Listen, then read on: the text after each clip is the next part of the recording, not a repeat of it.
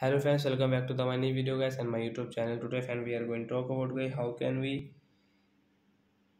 off mobile hotspot setting in our oppo phone device. Friends, you want to off your mobile hotspot setting in your oppo phone, so how can we off it? Today I will show you in this video. So before starting video friend, first of all go and subscribe the channel guys, click the bell icon, like the video.